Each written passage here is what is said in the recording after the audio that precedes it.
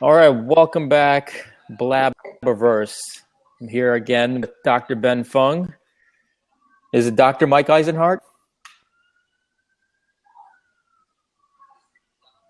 You there, Mike? Can you hear me?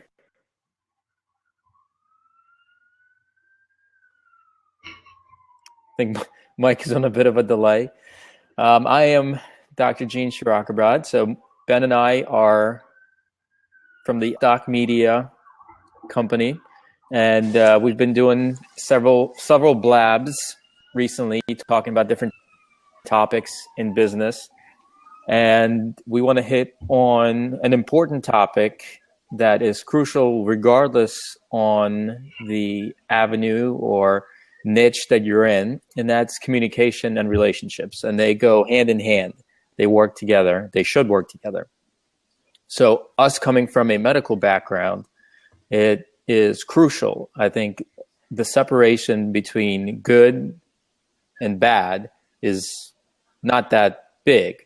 The separation between average and good, I think, is actually bigger because it's very easy to be average.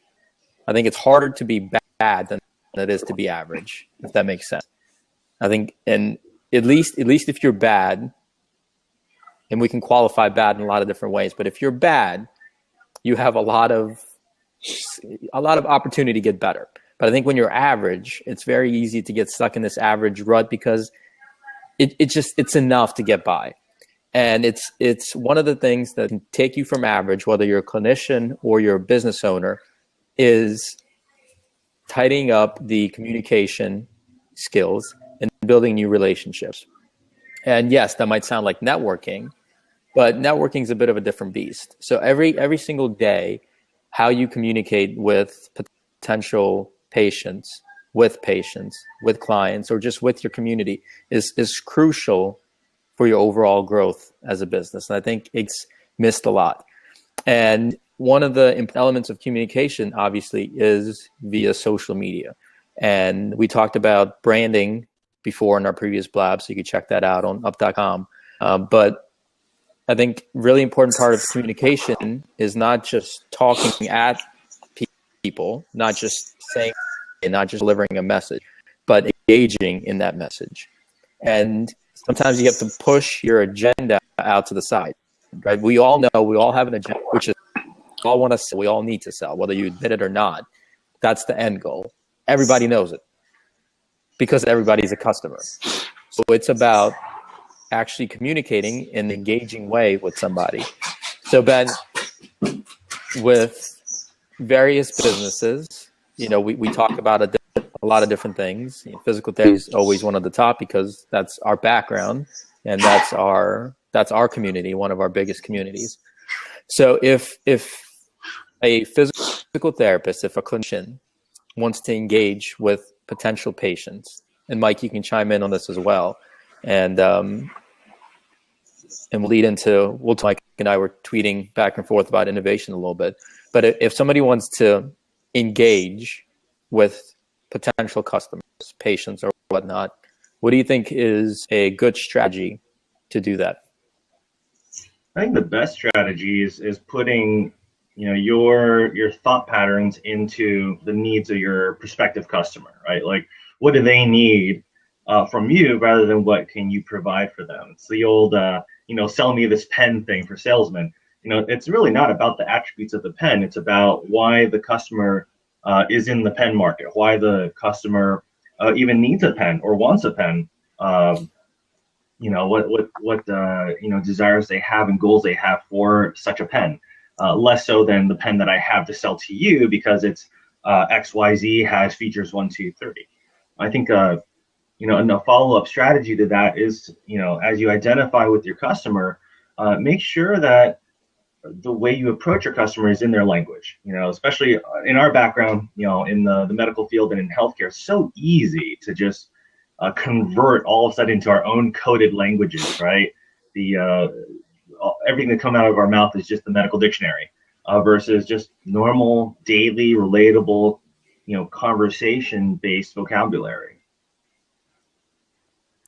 Yeah, that's because we want to, there's a lot of reasons, but it's because we want to appear intelligent, we want to appear smart, we want a instant repertoire of, we know what we're talking about. So we have to use words that sound important for one, but they're words that we're comfortable with. And you can't really be good at something unless you can take the core of the information and dilute it down. It's not the best word, but simplify it to the point where it's still the same essence and still the same information, but it's very understandable. Because it doesn't matter how smart you are or how good you are at anything. If you're not relating with the other person, then you won't be successful. So, Mike, I know you deal a lot of communication and building relationships, because you have to kind of show people the value of not just treating necessarily pain or getting in to get something fixed, but you want to tell them about the overall wellness with nutrition and physical therapy and everything else you do. So you kind of have to really connect with people on a different level. So they need to know that it's important of how they treat themselves. How do you go about that? What do you do to make people understand the importance of it so they really do understand?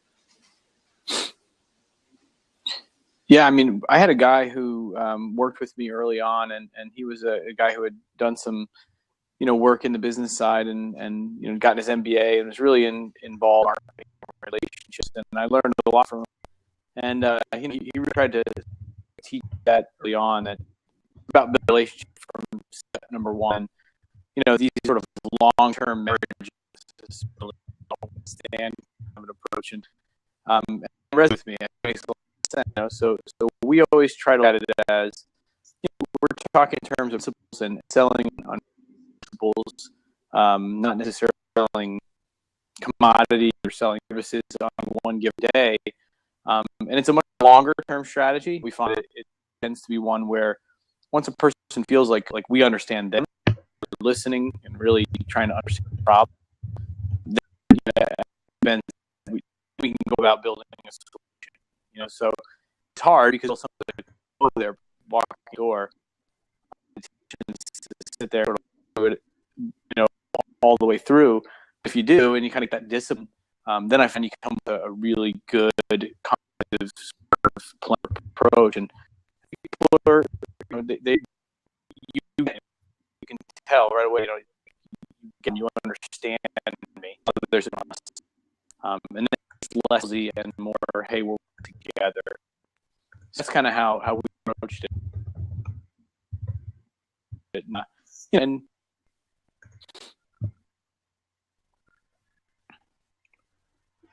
all right, Mike. Mike made such a good point that lab could not handle his just knowledge bombs of communication. So instead of exploding, had to kick him off.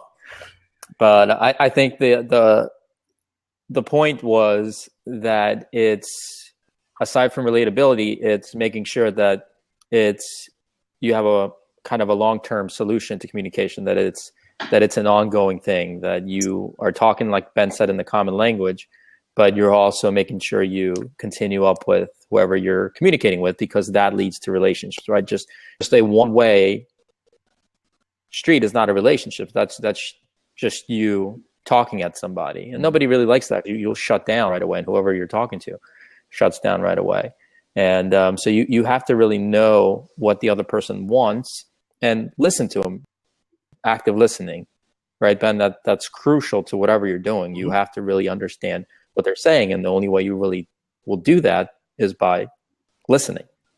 And I love that, the mutual understanding and the long-term strategy where you do have to consider the other, right? It's not about you. Relationships is about the other person or the other group or entity that you're with. And the two-way street, and making sure that you're confirming that the understanding is mutual, that what you're saying is what they're hearing, and vice versa. That is absolutely just key. And the stronger you make that connection, and the longer you make that connection, the stronger that relationship will then cultivate to become. And then you start having some very interesting things, because you start creating a spider web of relationships in between all the various people that you work with, or that's within your social circles, or both. And now you have a community, right? Now you have a network of people that are have a strong affinity to just being around each other and relating with each other. It's communication and relationships don't sprout overnight. They have to be constantly invested in. Whether it's colleague to colleague, or business to consumer, or partners to partners.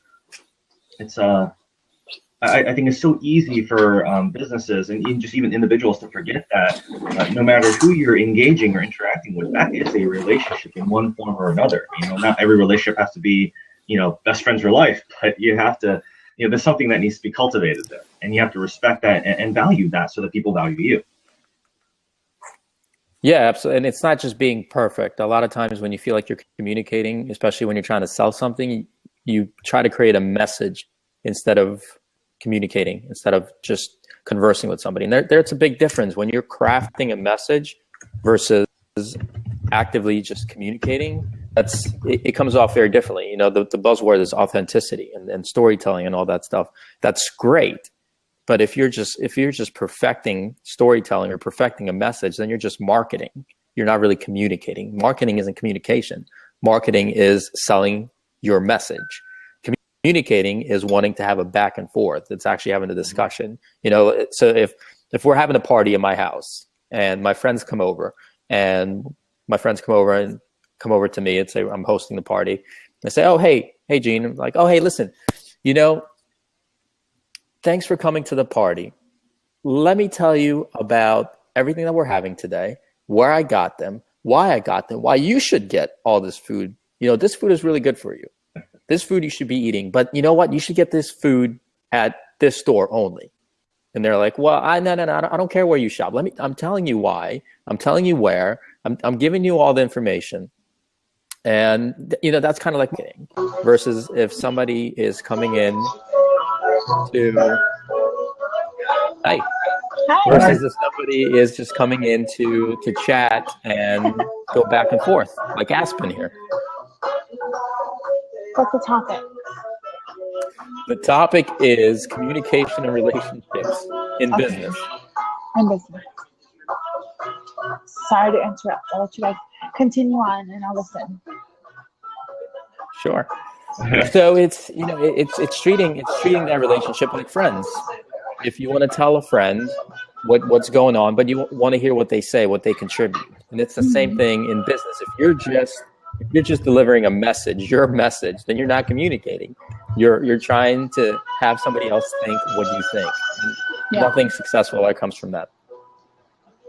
It's true. There's a difference between relaying a message and actually, getting your point across. Exactly. And you learn a lot. You learn a lot when, even if you start out, even if you're open to hearing feedback to your message, then you learn a lot and you learn how to craft that message better. Even if you're misguided completely,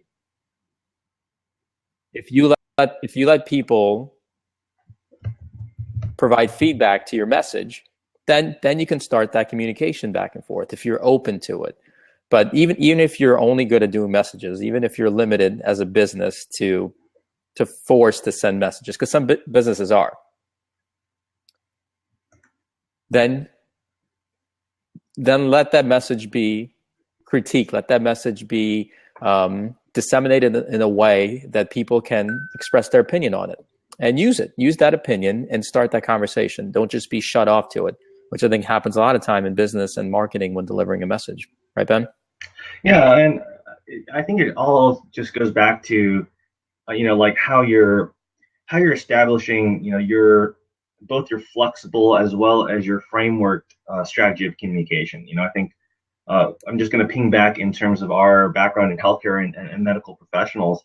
It's just so easy to stick to that spiel when we actually don't listen and carry back to both sides of that message, right? So if a patient's telling me, something in terms of their belief systems, it's easy for me as the professional to kind of shut that down.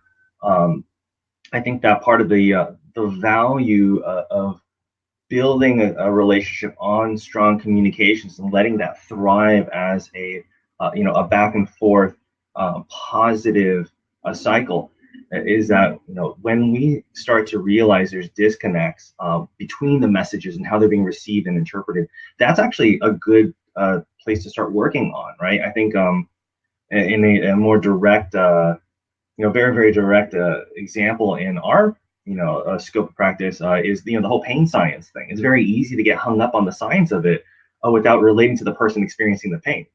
And then that message quickly disconnects because one side is thinking, okay, this is the science behind it, and then the other side is thinking, well, no, this is my body is feeling this, and it's difficult to appreciate, either way until somebody first connects. And I actually feel it's incumbent on the businesses to actually, side with.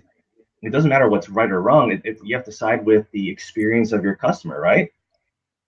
Yeah, and it's being open. I've been doing a lot of reading, a lot of research, and there's a lot of cool stuff on the science of communication, on the science of business. And Brene Brown's done a lot of cool stuff in that realm of just kind of sociological experiments and figuring out just how people like to communicate. And one of the biggest things, and I read this recently, was vulnerability. Vulnerability is one of the biggest thing, one of the best things you can do as a business owner or marketer or whatever. It doesn't matter.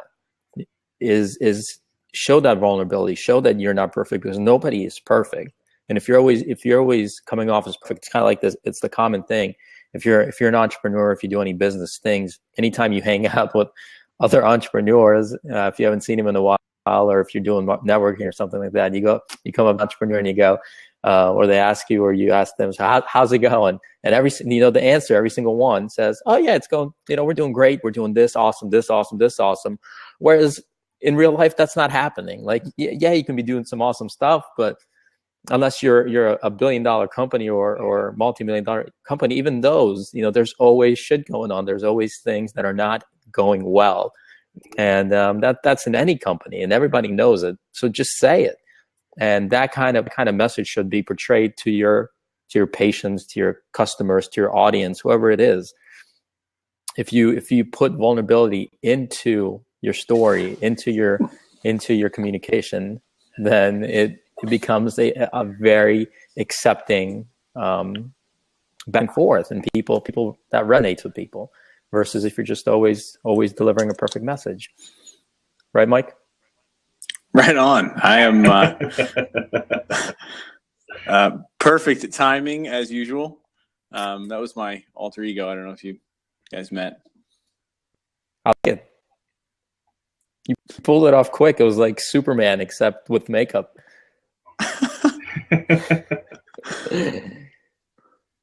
Well, so Mike, go ahead. How do you vulnerability into communication? Well, I mean, so, it's easy to be defensive, right? And kind of, I think we stand behind that a little bit in general as professionals. I found that you get to a point, and I don't know, maybe you guys have found this, but, in your career where at first you know nothing, and then you know everything, and then you know nothing again.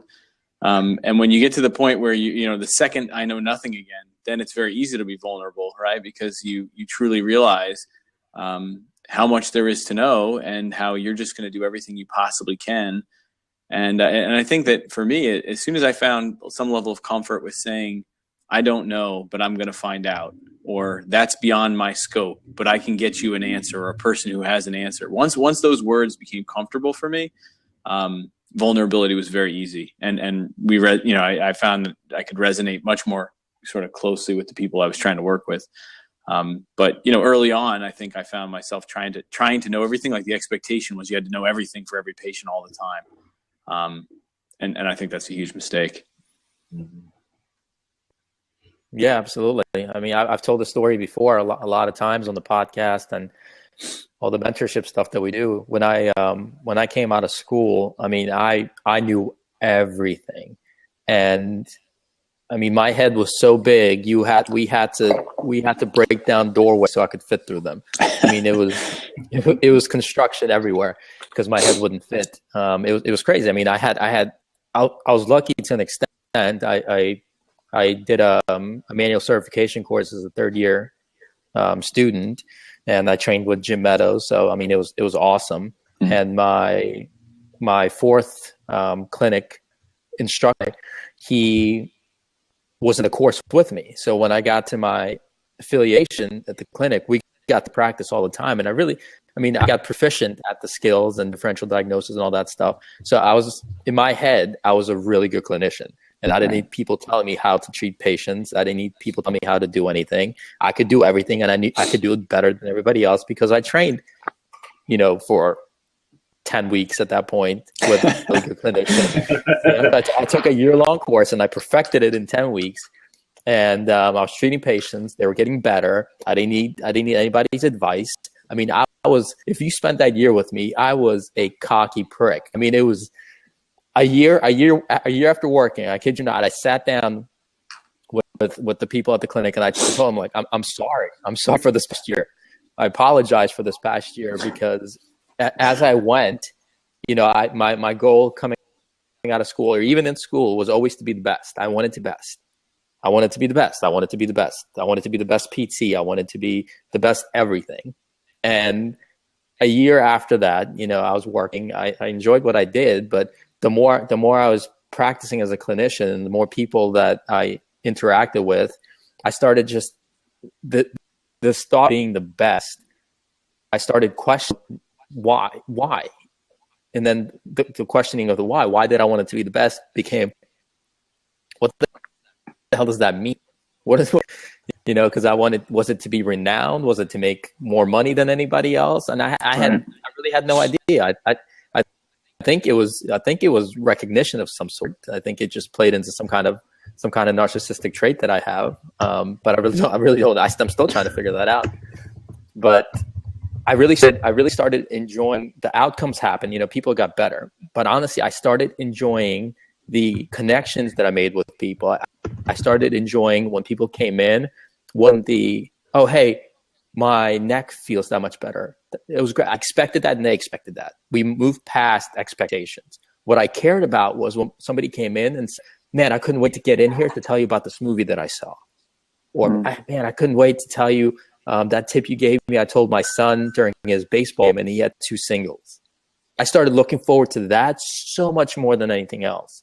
That interaction, that human element of communication, that relationship I was building with these people was so much more important to me than anything else. And the more I started doing that, the more I felt that, the more I wanted that, the more I wanted to hang out with people more than be this hierarchy of me, the clinician, me, the business owner, me, whatever, and them underneath of me doing whatever I have to tell them. So my thought, this is a patient, this is a customer to, I'm talking to this person like a friend. It's still professional. They're still there. They're still paying money. They're still doing everything, but they're not thinking about anything else. They're thinking about coming to see their friend to tell them about their day. We're telling them about the movie. We're telling them about something they saw. We're asking me a question. After that, after a couple of years of that, of being the best, I still wanted to be a great clinician. I still wanted to be somebody that they would think of first before anything. That came to be the best. I think them having that idea that I could be there for them started to become my best. But I look forward to hearing about things like that.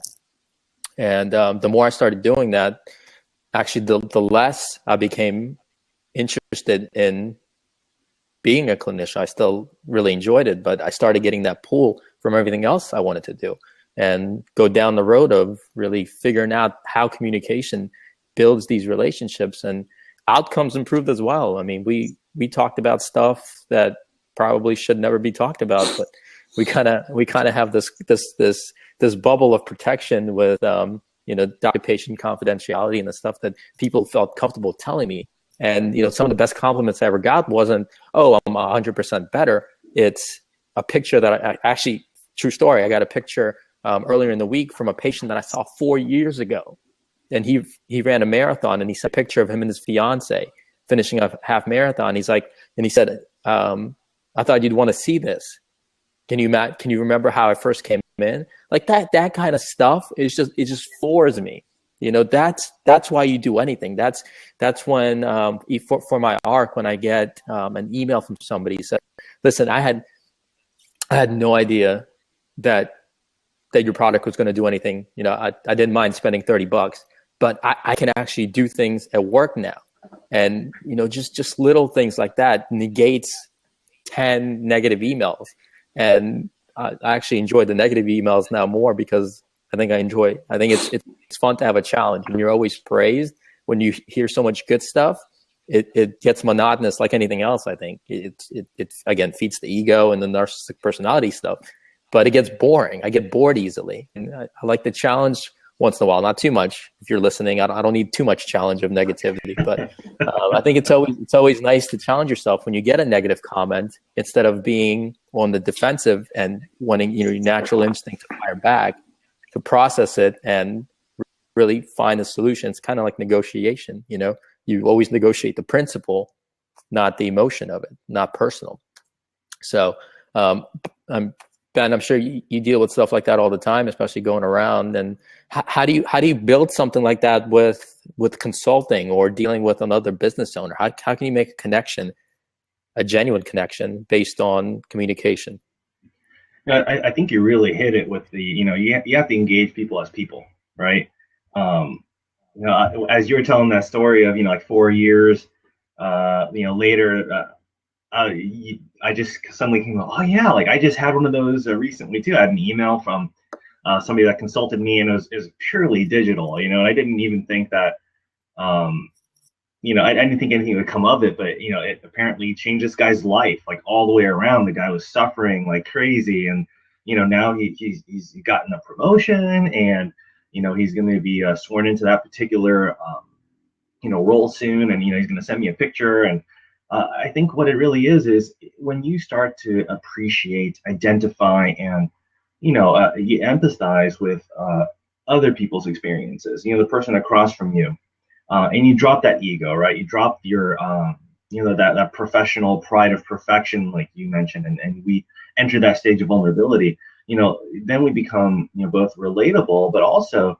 trustworthy, you know. And I think that when we demonstrate through listening, and when we demonstrate through, you know, asking, you know, active questions to the person we're communicating with, that we truly care about them, that's when the relationship is really spawned, right? When you really, you know, like one of my favorite experiences ever was, you know, I had a stroke patient back when I was working in the acute hospital days, and he wasn't diagnosed that way originally. It was just, oh, this guy's, you know, some kind of vestibular issue. He fell, that's it, sent him home.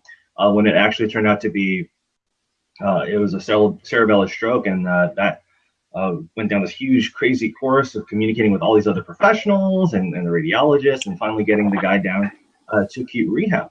And one of the biggest just positive aspects of that was that when the family saw how hard I was willing to fight for the benefit of their family member, that you know, that action-oriented relationship developed trust where they were willing to share more, and that actually allowed me to be a better clinician because I had much more information surrounding that particular scenario that they didn't really share with other clinicians.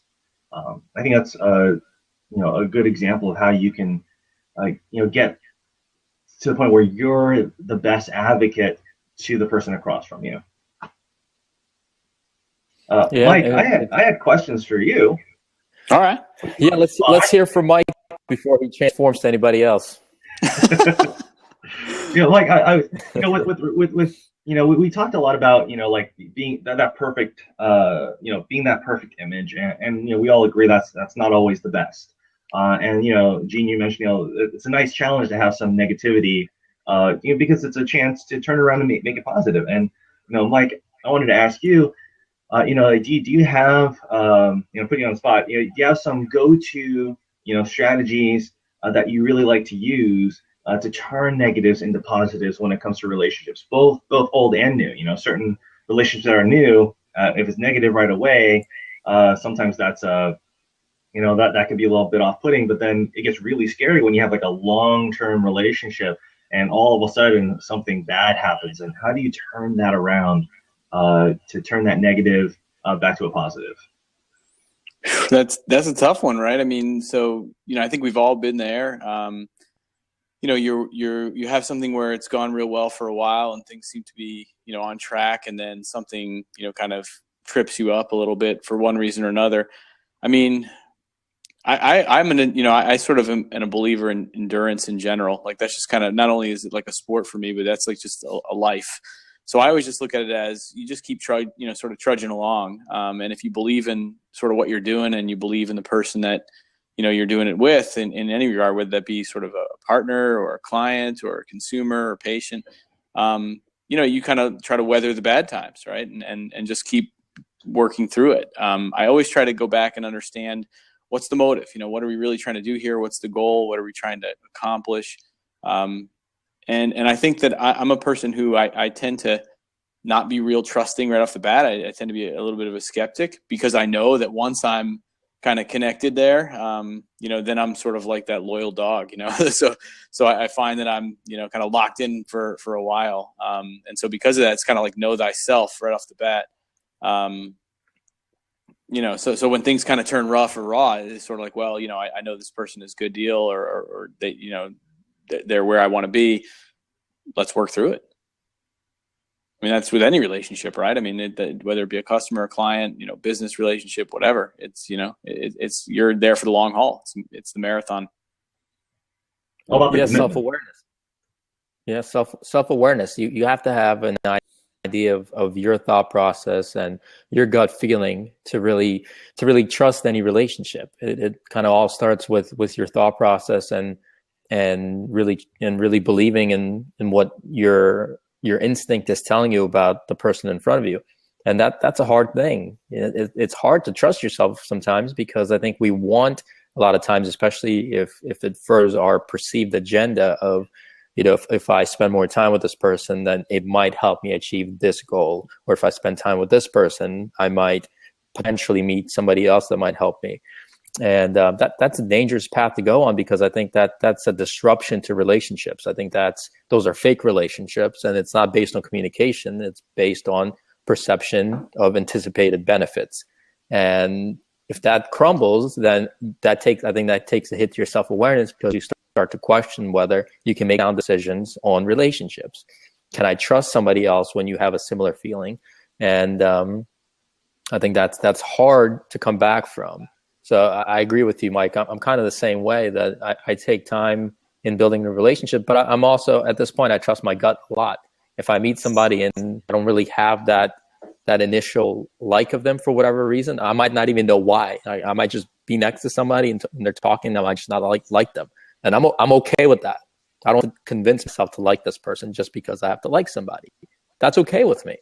That was part of my maturation that I'm still kind of growing into. I'm very instinctual. I make initial decisions on that instinct, and then I try to justify them before moving through if it's a big decision or something like that.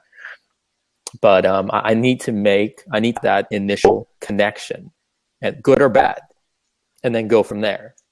And I think that, you're right on, Mike. You got to have that self-awareness and self-trust and belief in doing it to move on. Right, Ben?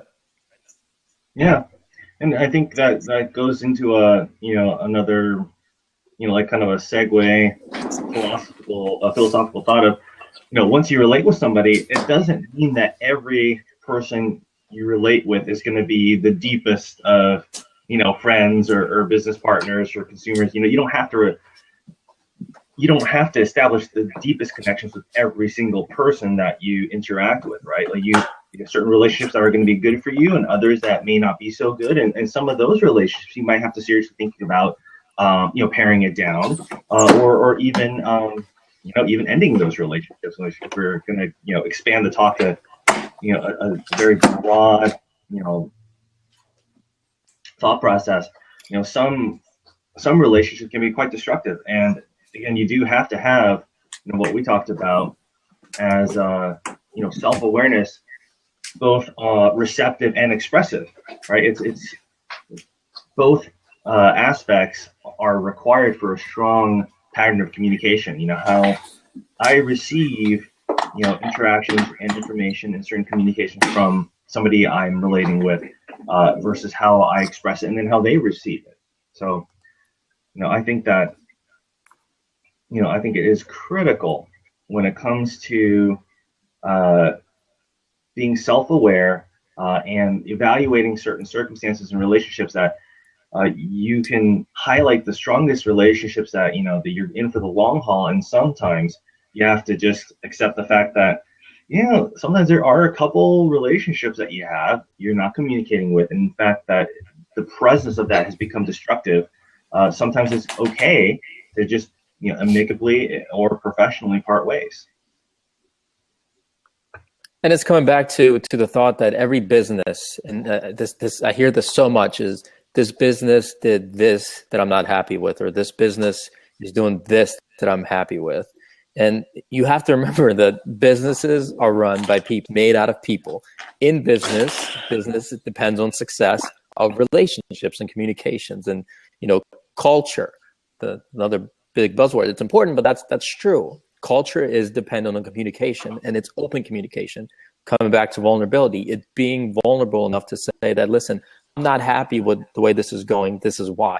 Making it more dependent on less personal and more on the situation at hand. Talk about the situation. If the person doesn't like it, that's unfortunate, but they should understand that it's about the principle of the matter, not the personal aspect of it, right? If you attach the personality from communication, then you should be able to make a person or make it a more of a objective conversation, which I think what business is about, because every business has their unique people that are running different departments, marketing, accounting, whatever department it is. And those are people you're usually interacting with, people that you're interacting with. You're not interacting with the business. They have the business's mindset.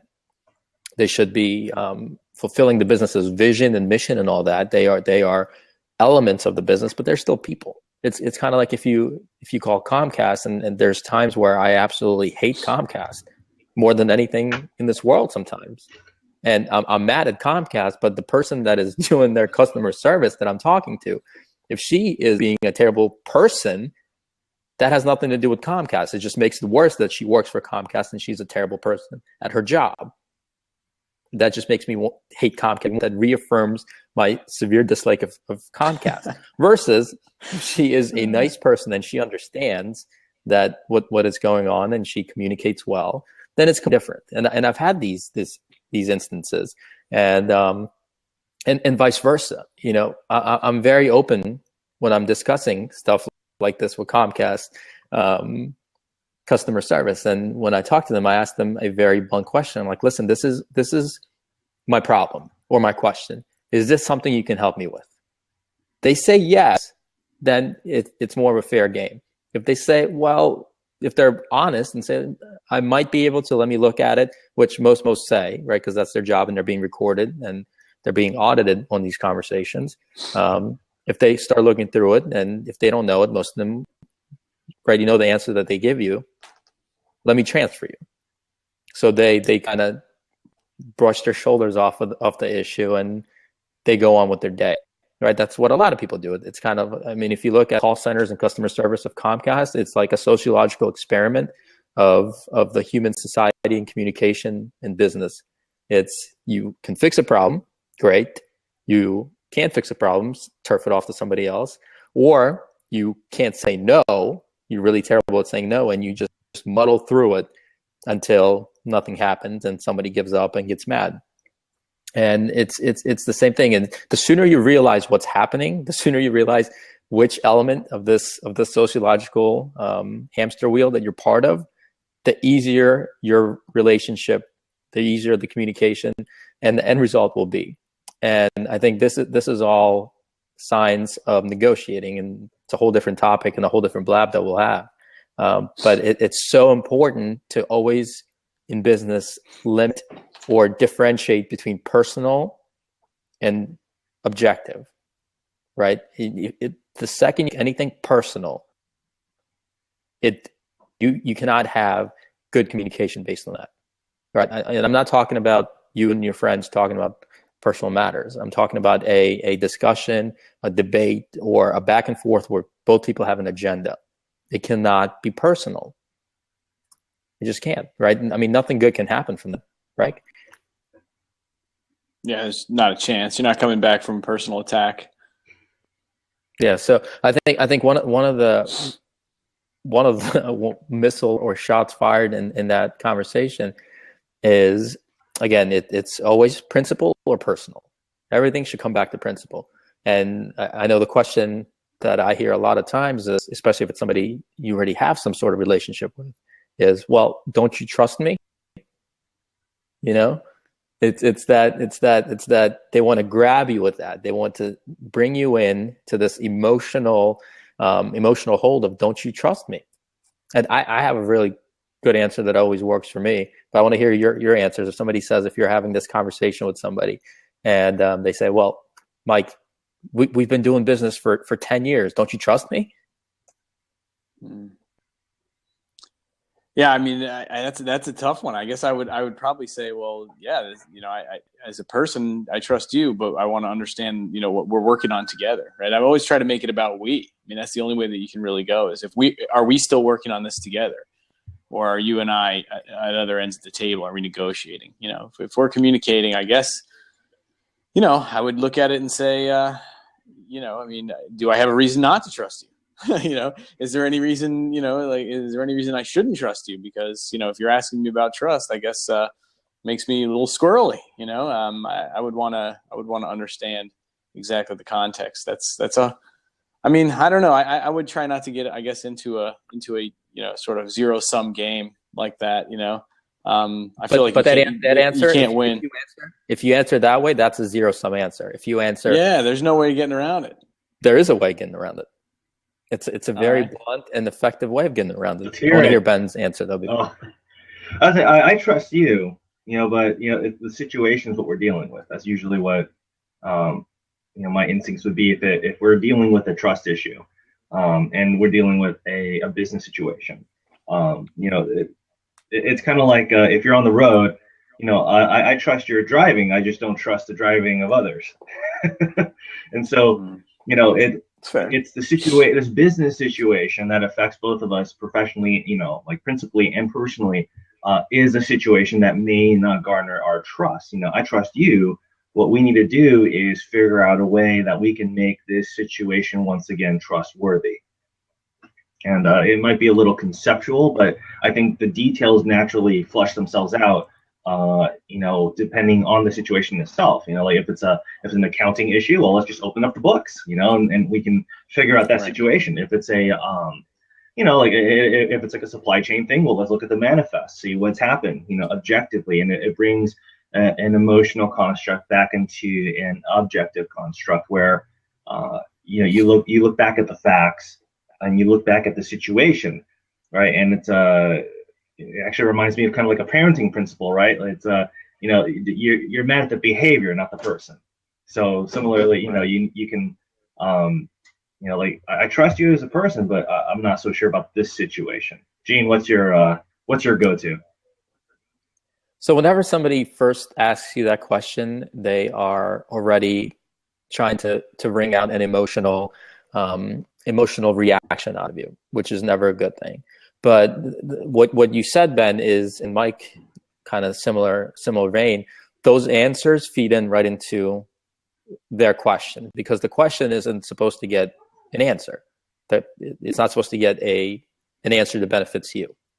So anytime you say something like "I trust you," but, or anything before that "but" gets canceled out, because it's the statement having a "but" after it is essentially negating what you're saying before. I trust you, but. So the trust is gone. It doesn't matter. So you're essentially saying you don't trust them. So there's no point in saying it, because again, it feeds into what they're asking. The best answer you can give that I found, and from what I've read, is it's very simple. This is not a matter of trust. This is a matter of, and then you bring up the principle. You bring up what the issue is. And you very quickly diffuse that. They can't argue that because it's not a matter of trust. If you're negotiating a car deal, if you're negotiating a lease, if you're negotiating anything with somebody that you've done it with before, and they say, well, I gave you a good car deal before, don't you trust me? Or I've built your basement before, don't you trust me? It's not a question if I trust you. This is not a question of trust. This is a question of whether I'm getting the deal. It's a question of principle. This is a question of whether everybody else got the same deal at other dealerships. It's not a question of trust. And you can't argue with that because it's not. That's the truth. Yeah. So that's always worked for me, and it diffuses that really quickly. And the person understands that this is not going to be an emotional conversation. And people that argue based on emotion will never win that argument. They will either, again, it's that hamster wheel that we talked about. They're going to have three outcomes. They'll either turf you to somebody else.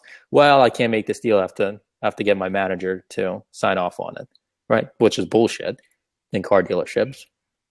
Or they'll say that, nope, I can't do it because they've come to the point where there's no other options for them. You've answered to the point because they're even negotiators, they're emotional communicators. And those you kind of have to figure out pretty early on, because you have to have that kind of script going on in your mind of communication. And that's the negative side. We talk about the communication, the positive side of it, building relationships. But you have to sometimes to build a relationship, you have to stay away from dangerous relationships like that. You can't avoid them sometimes when you're negotiating, and in business you negotiate all the time. So it's having that awareness and again that self-awareness of being comfortable saying somebody to their face, this is not a question of trust, because you want to be likable and you want to have a positive conversation. Most of us don't like conflict, right? And to disagree with somebody like that is a conflict. So you have to be comfortable with that. You have to have enough self-awareness to say, I'm not here to question trust. This is not about trust. This is about what we have to do. This is not about you mad at me. This is about the principle of the matter. And the principle of the matter is, the building next door, their lease is $18 per square foot, and you want to charge me $22 per square foot. Let me make sure I have this understood properly. This is why you're charging me this amount of money. This is why I think that it should be this amount of money. Not a personal attack on the person. It's the principle. You're discussing principle. I think that's what communication is all about, because we're all emotional people. Some more than others. Yeah, I think that's fair. I mean, I think that's I guess to a certain extent, if you didn't have trust, you wouldn't be entering in the conversation in the first place, right? So you could almost reiterate that, right? Like, hey, we wouldn't even be talking if we didn't have mutual trust. We wouldn't even have gotten this far. So we have mutual trust, but now let's get back to the matter at hand. So I think that's a fair way to approach it. I've never thought of that. It's good. Yeah, or just take it out of the equation completely. I wouldn't even entertain the thought. Even saying we have mutual trust. Sounds like a getting to yes tactic. Have you ever read that book? I started reading it. Yeah. Yeah. I loved a lot of it. That was actually a big part of getting to yes is that kind of strategy. And the more you think about it, the more it works. That was actually the second time I saw that in that book. It reaffirmed, like I've read it before. I heard it somewhere else. I think it actually might've been one of the authors, because they're from Harvard. Yes, that's right. Then they go, the ones that wrote it. So I heard that before when I was reading up a lot on negotiating communication. Like I said, I went through this huge kick on communication. And so I read that before, just the principle versus emotion, and then certain things that how you can really focus on it. Then I read it and I really liked it and I forgot about it. So then I started reading Getting to Yes, and that popped up. And then it just rekindled like everything that I thought about. And it's cool when you go through a lot of different things and meet new people and make new relationships and new experiences. And it made so much more sense after living through some negotiations and through some stuff. We're like, oh my God, this makes so much sense now. Whereas before you're like, oh yeah, that's a good idea. But then you go through and you're like, oh shit. Boom. Yeah, I probably should reread that. That was years ago that I gotta go find that now. Now you got me thinking. You should. I mean, they from, and I think I read like 3/4 of that book. It's Yeah. they do such a good job of differentiating principle from emotion, and I'm pretty sure that's where that trust example was from. Is getting Yeah. to yes, and it makes so much sense after you kind of live it and go through it. It's really good. Have to pull it back off the shelf. Dust That was it a good off. one. Yeah, that's right. All right, Ben, you want to take us out, finish out before Mike drinks too much wine and starts spewing off? Oh no, some I things was that actually we waiting. I regret? was counting. getting- It was getting- number 5. Yeah, one more sip and I turn into someone else. Oh yeah, turn to the Hulk. Is that all green wine, Mike? Oh no. Well, yeah. I mean, it's all plant based. Sure.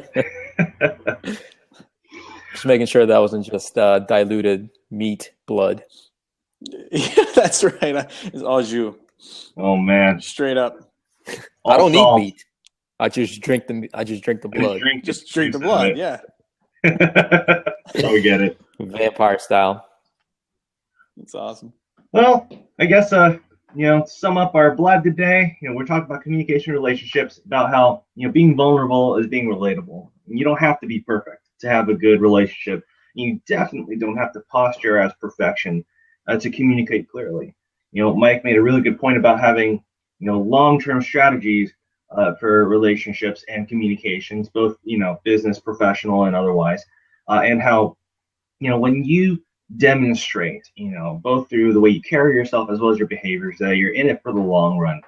That cultivates a relationship that the other party is willing to also fight for in the same, in the same intensities, in the same veins, and willing to, to go the extra mile for, and because you've already shown that.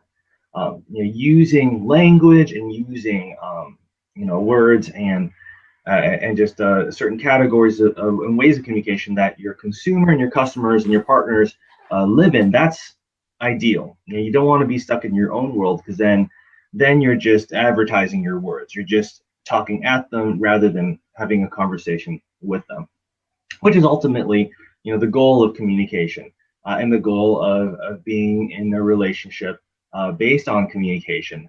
That goes back to that word, trust, and also goes to the words, like transparent, vulnerable, raw, and I think Gene, it's a good.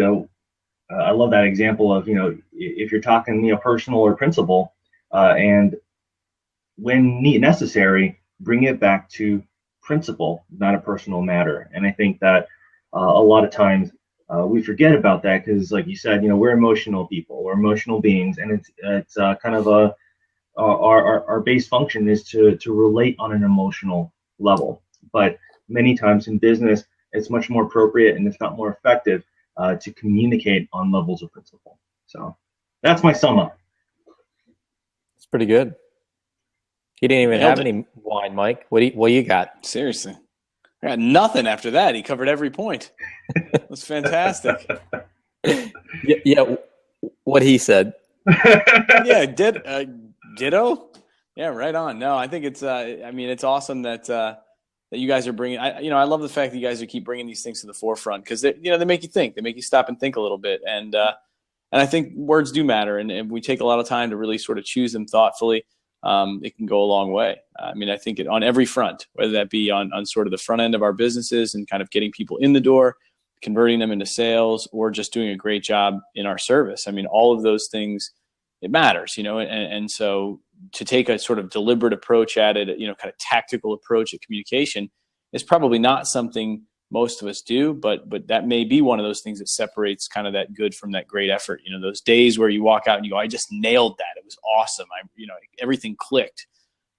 There's a reason why. And it's probably because you did sort of pull those right emotional chords, and that's the words you choose, and kind of what the lights in the brain that go off in the person that you're communicating with, and what you get in return. So, for us, we call that connect. And that's like the ultimate, that's the ultimate connection. It's done through language. Absolutely. Words matter, and it's not necessarily telling the person what you think they want to hear, It's telling them what they should hear, what they need to hear, and that's hard a lot of times. That's honest communication. That you don't try to please the person, but you need to tell them what they need to hear without worrying about the repercussion of it. And that's hard. That's a hard thing to do because of the what if. What if, fear aversion is a big limiting factor in a lot of things we do. And once you learn to live with that, I think that's to kind of to finish out to agree with Gary Vaynerchuk. You can't teach entrepreneurship, and I think that goes with that mentality. You can't teach somebody to be an entrepreneur because entrepreneurs they can deal with failure on a daily basis and be okay with that. It's like, the analogy I always use, being an entrepreneur is like playing baseball. You're playing a game of failure. You fail all the time, and then if you're lucky, you hit 300, you get a home run once in a while, and you might strike out 3 times the next day, but guess what? You got in the bat the next day after that. So it's having that mentality, and it's tough, but you got to do it, or you don't. Just be honest with yourself. Self-awareness. All right, gents. Great blabbing at you. Right on. Likewise. Mike, thanks for joining us. Yeah, thanks for having me. It was great. And your alter ego. And my alter ego. That was awesome.